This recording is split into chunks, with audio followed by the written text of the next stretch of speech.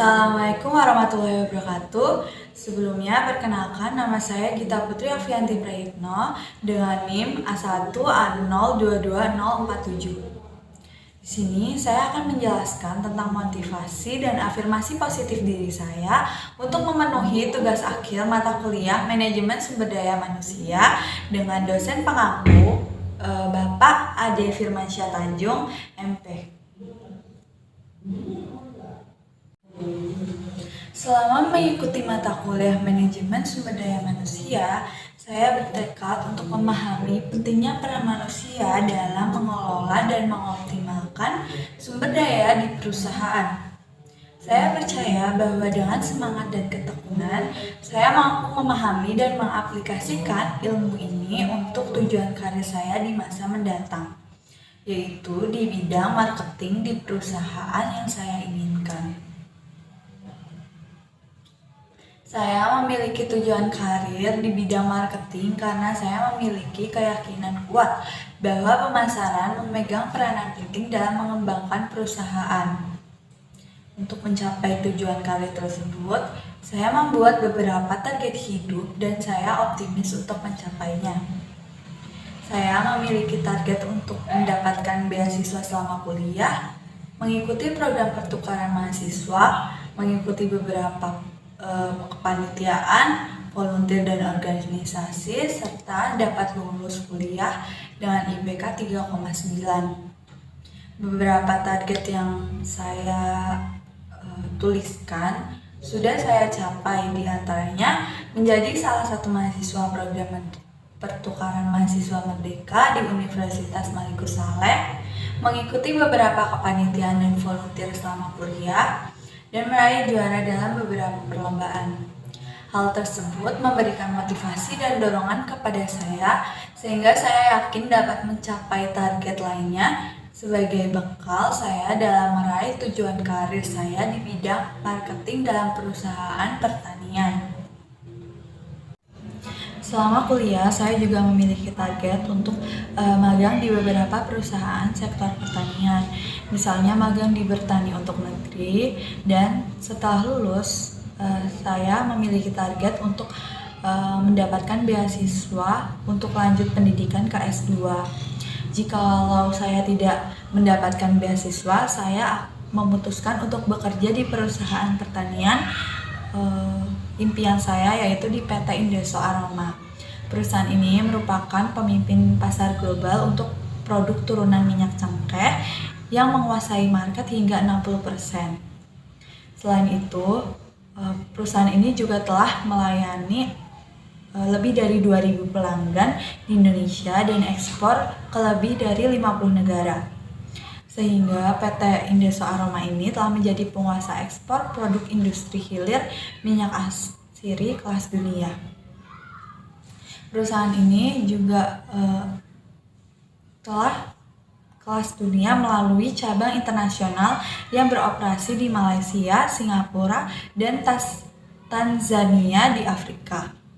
Hal yang memotivasi saya untuk bekerja di perusahaan PT Indeso Aroma ini adalah karena tempat kelahiran saya, yaitu Kendal, memiliki komoditas unggulan sektor pertanian cengkeh. Sehingga saya berharap saya bisa bekerja di perusahaan ini dan saya memiliki pengetahuan, keterampilan yang mendalam tentang minyak atsiri.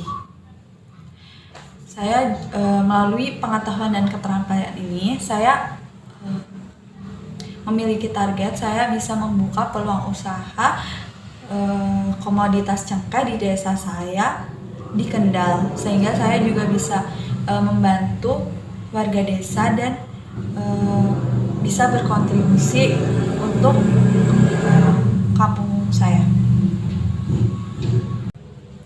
Dengan pengalaman, prestasi, dan pengetahuan yang saya peroleh dari mata kuliah yang relevan selama kuliah, membuat saya yakin bahwa saya dapat berkontribusi penuh untuk memasarkan produk unggulan, terutama sektor pertanian, ke tingkat yang lebih baik. Saya siap memanfaatkan setiap kesempatan dan tantangan sebagai batu loncatan saya untuk meraih kesuksesan dalam karir saya di bidang marketing di masa mendatang.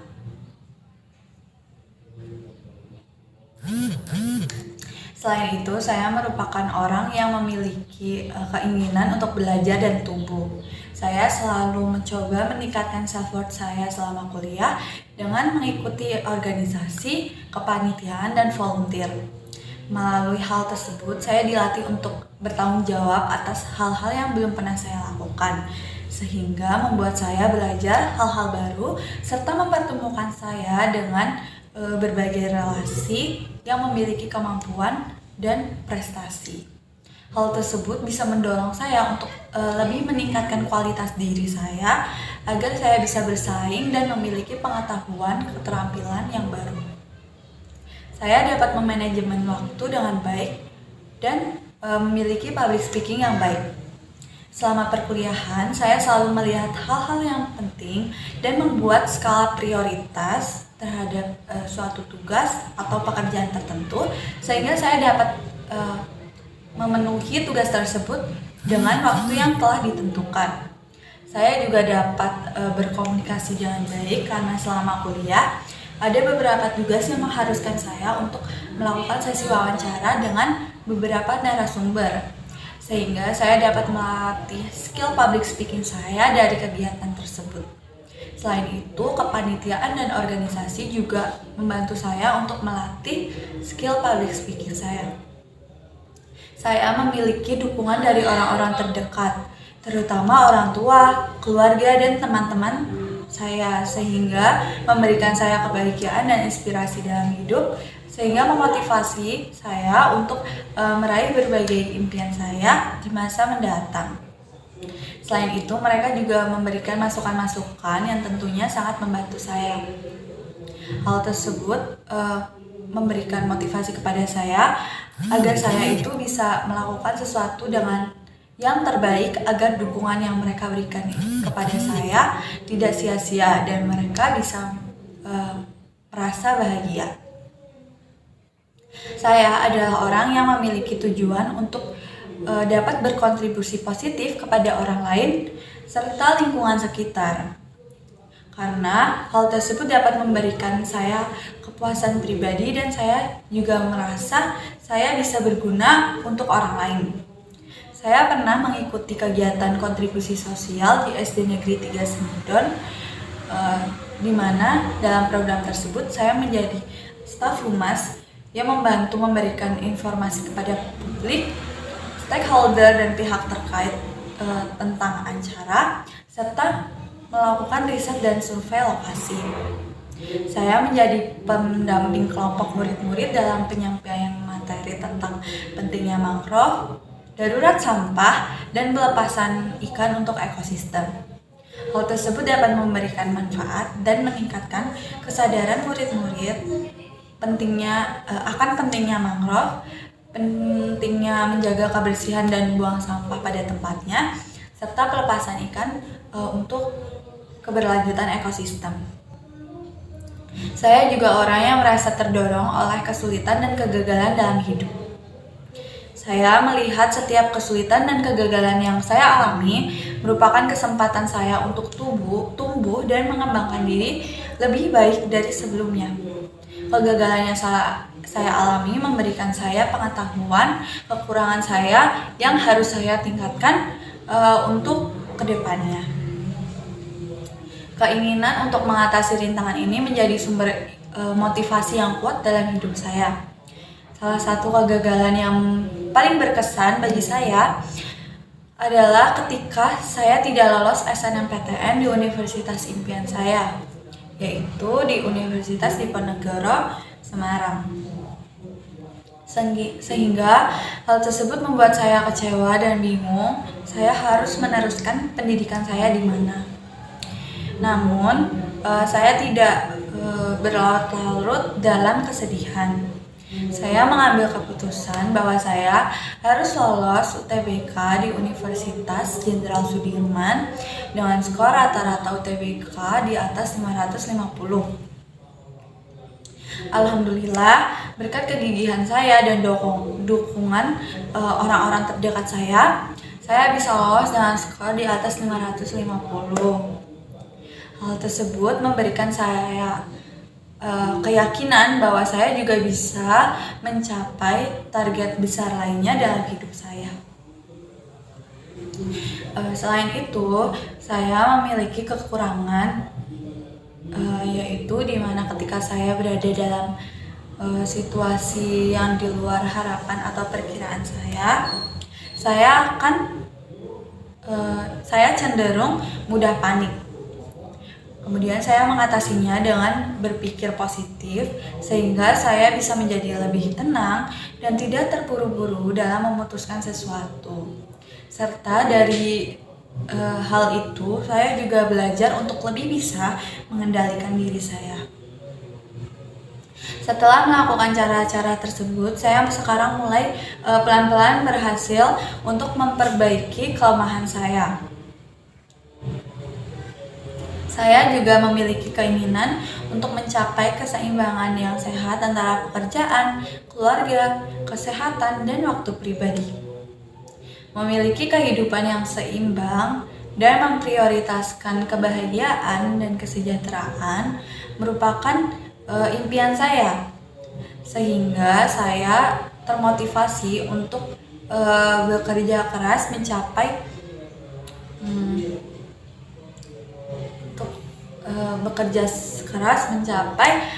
berbagai target dalam hidup saya, sehingga saya juga memiliki pekerjaan yang terbaik bagi saya dan memiliki waktu bersama orang-orang terdekat, sehingga dapat membuat saya bahagia selama hidup saya.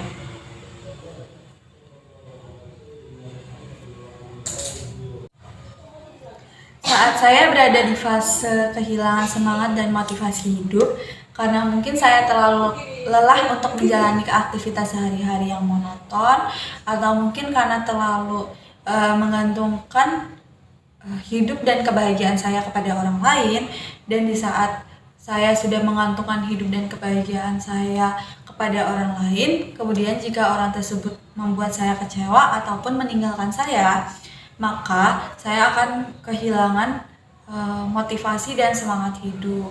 Maka dari itu saya belajar untuk menciptakan kebahagiaan saya sendiri dan tidak bergantung kepada orang lain.